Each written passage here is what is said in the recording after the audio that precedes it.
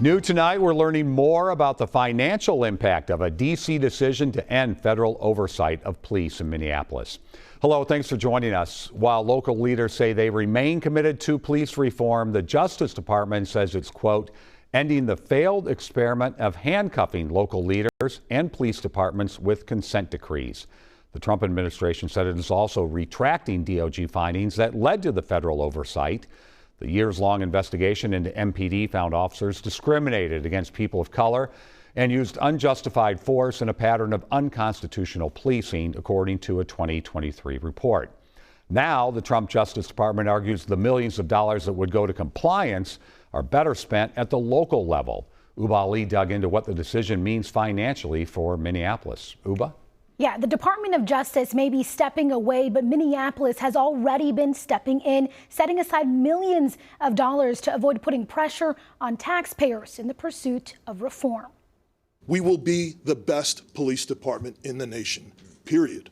A promise from the man leading the Minneapolis Police Department, despite the Department of Justice walking away. We will comply with every sentence of every paragraph of the 169-page consent decree that we signed this year. City leaders say the work is already underway. Minneapolis promised reform and is paying for it under a court-supervised deal with the state that preceded the federal government.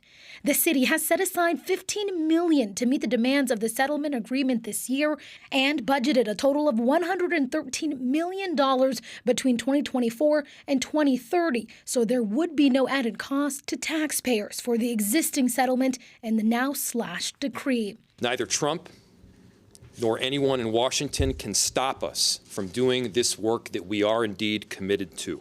City leaders say both decrees overlap nearly identical roadmaps to reform that include changes to use of force policy and working to eliminate racial bias. But federal oversight is gone, a concern for Hennepin County Attorney Mary Moriarty. Not only is that agreement kind of evaporated in a sense, there's no court accountability for it. We know what needs to happen, and indeed, we've already started.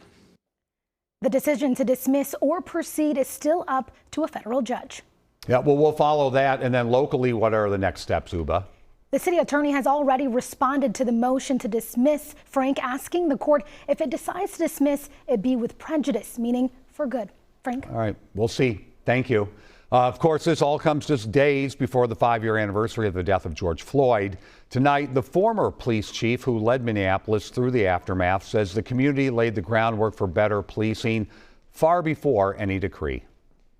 We can dust off that 30-page memorandum of agreement. I think if folks truly looked at that, they might be a bit surprised to know that the Unity Communication Team was talking about that many years ago, several decades ago. Use of force, de-escalation, education, cultural competency, recruitment, rehiring. They were talking about officer mental wellness long before we were hearing it today. If you'd like to hear more from former Police Chief Madera Arredondo, you will find the full story on WCCO.com.